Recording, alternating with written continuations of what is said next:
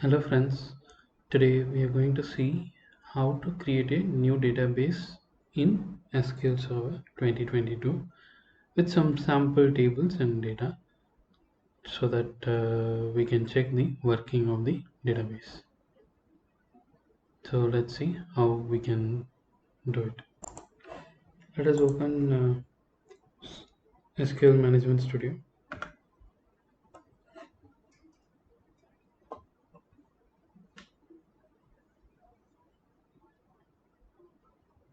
It's loading actually, so I'm connecting it.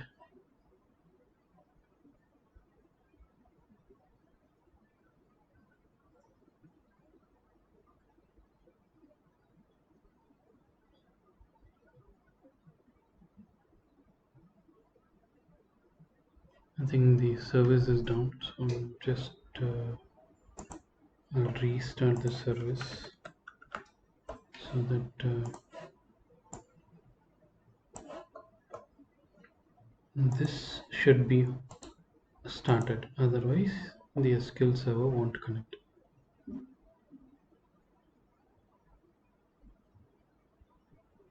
This is the basic service which keeps the database up and running. If this service is not up, then you can't connect with any user from any place. See, it's getting connected now. So if you see, there are no databases as such. There are only system databases. There are no user databases created here. So to create a new database, we need to just click here and right click new database. So I'm just telling you the options from the front end, okay, from the GUI. So we can do the same thing from a user coding level, means prompt level as well. I'll tell you those things later on, but for time being, let's create all the uh, things from the GUI interface. So I'm using the SQL Server Management Studio, which is a front-end tool used for accessing the SQL Server. So the database name which I'm going to give is Niwas_DB. I'm creating a new database called Niwas_DB. So this will be the actual primary data file. Okay, so if you see file group, it will be primary, and the initial size of the file will be 8 MB. So if you go to the folder where it is created, so I have installed the SQL Server here. So here it will go and store. Okay, so if you go inside this, it will have here. You can go inside this, but do not tamper this. This is a very important folder. If you tamper it here, you will not be able to retrieve the data. Okay, so that's why it is restricting me while going inside this folder data. Okay, so if you see the master database is here, master log is there. So these you will be able to see it here: master, model, MSDB, tempdb. All these dbs are present here. Okay, so never mess with the data inside this folder. It is very crucial. So just to showcase you where it is getting stored, I'm just showing you the physical location. Otherwise, it's not correct to see the data here. At cases you may have to visit this place. That's why I told. That's why I have shown that folder to you. Okay. Next is the log folder. So both the files are stored inside the data where we just now saw. Okay, so this is the for path d, where means this is the drive where I have installed. So the install location is this. So this is the instance name, and inside this MySQL folder, inside the data, you will have the data files and the log files of the database. Okay, so these are the things, and if you want, you can specify the owner. Otherwise, it will by default take the login ID as the owner ID. So if you want, you can choose it here. Otherwise, if it is a LDAP or something, you may have to create a database for some other user in the name of some other user. So in that case, you can select the name here, and then you can put it here as owner. Okay, so these are the options available. and here you can add new files. Okay, so if you want to add, you can add it. So I'm not adding it, so I'm removing it. Okay, so if you feel that the file inside this may not be sufficient for the data, and this drive may not be able to hold the data which is coming in, then you can create additional file groups using the using this add option. So using this add, you can change the path and change the name, and whatever you want to give as initial size, you can do it. Okay, so I'm currently not doing this. We can see this because it's a bigger topic. We'll see in a later video. Okay, I'm removing this. So these are two files which are necessary for a database. Okay, so these two are in place, nivas underscore db and nivas underscore db underscore log will be the log file.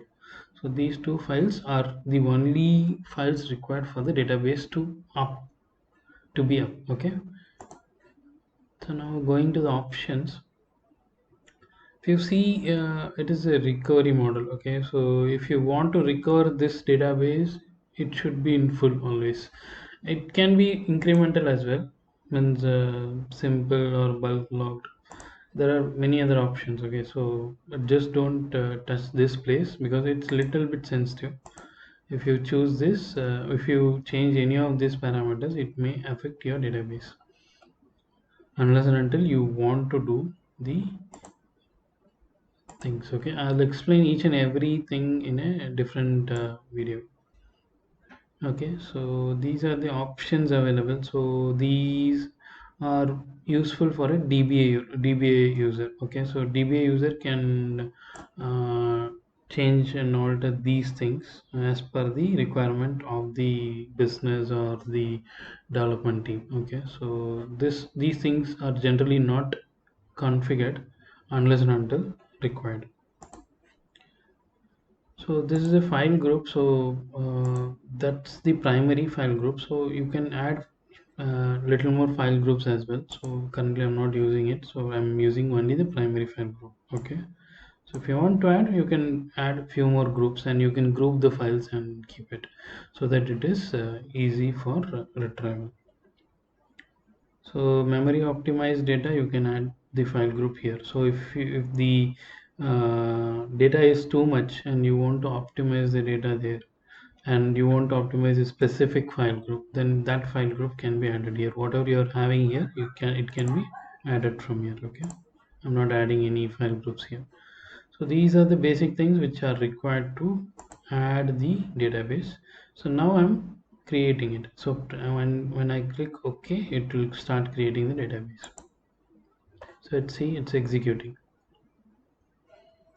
So it did not throw any error. That means it has created. See, so database has come up. So sometimes it may not be visible, so just click here and just do a refresh. Automatically all the databases attached to this SQL server will come up. Okay, sometimes this may not be visible. In that case, you may have to attach the DB. So in that case, you need to attach it. Okay, sometimes you may have to restore it or restore the file groups. So all these are GUI based commands. Okay, so the same thing can be done from the command level as well, but it will be little bit complicated. I will tell you in a detailed video in a different video, because those each and every syntax is different for the commands. Okay, so and these three things are used for restoring the database usually. And reports, you can generate custom reports. You can you can even connect with PowerShell. Okay, and the filter settings is to filter any database. If you have equals, means if there are a lot of databases, like maybe some 50 databases or 100 databases, the SQL server is capable of handling that much. Okay, only thing is you need that much memory capacity and the processing capacity. So you can filter it out here. Okay, so owner, creation date and all. So based on this you can filter it out. So if you give OK, based on the inputs which you provide here, it will automatically filter and showcase that database. Now let us see a simple query. Once we'll create a new data, once we'll create a new table. Okay, so while if you want to query any database here, you need to select the DB. first when you click new, okay, new query, it will automatically showcase this. Okay, by default sometimes it will be in master, so you need to select the database in which you want to do the query. So I'll use a user, means GUI level creation. Okay, I'm not creating from the command. Okay, so just right click on new table.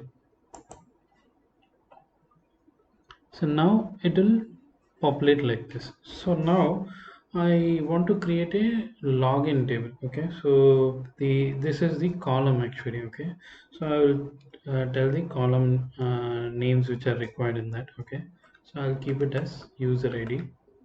One column I want it as user ID. So here you need to select the data type. So I usually give varchar. Okay, so since this is a user ID, I don't need any other data types, so I'll give it as 10 and allow nulls or not. So if you click yes, means if you tick it, it will allow null.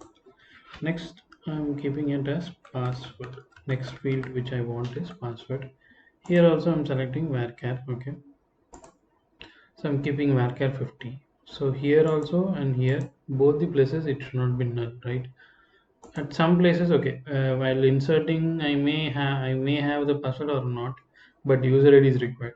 So user ID I'm keeping uh, a mandatory value, and password I'm allowing, and then I'm giving another field last changed. Okay, so in the next field I'm adding is last changed, and I'm using this with a date time, since I need to store a date value here. And I'm adding another field is active. Okay, so whenever we add a user ID, we need to say whether this user ID is active or not. Okay, so for this I can use a character. So we can use char. So is active is required. Okay, so these are the four fields which I have added. Okay, so one is user ID, password, last changed, is active. Then we can so now we can start using this table. So now I have not saved it yet. So I made allowed nulls for use for the password last change alone. Okay, is active and user ID are mandatory fields, and that has to contain some or the other value. So now I need to save it. Once I save, it will ask for the table name. So now I give login underscore table. This is my table name. So now it will be stored under Nivas DB. If you see here, okay, now it's creating. So now it has created, but you will not see it here by default. So you need to do a refresh. See, so now you will get the table name. So the table name will be db underscore dbo underscore login table. So by default it will be like this.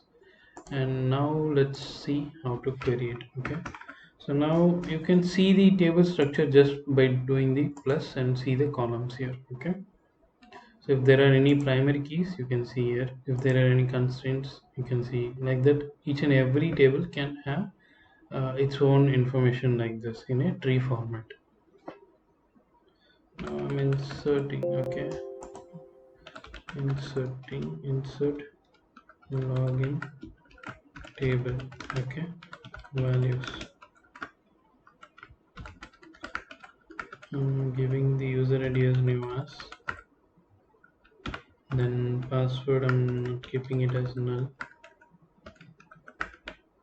Then last changed I'm getting it as get date. Okay, I'm giving it as get date. Then I'm using is active as y. Okay,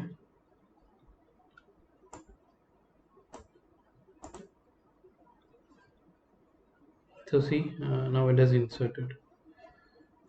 Okay, sometimes this may show in red. Okay, so it is not actually correct. So if you use dbo, then it might take, I guess no, it's not taking.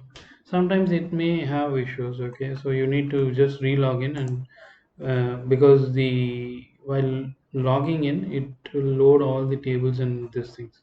So since this table is just now created, it may not have the sense to know this table. So but if you execute it, it will execute. Okay, so now we have inserted. Let's see whether it is there in the table or not. Okay,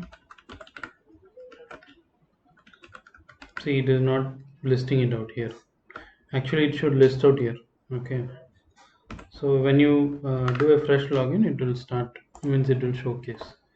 See, now the table is ready, it's ready for use. Okay, now we can query and see and do whatever things we want to do. So that's all, friends. So this is a basic video on how to create a database and use it. Okay, I've just created a simple table and just inserted a single record. You can do a lot more things, we'll see in the upcoming videos, how to use this database and with other things as well. I'll try to do a tutorial video for the SQL so that you'll be familiarized with the SQL as well. Thank you.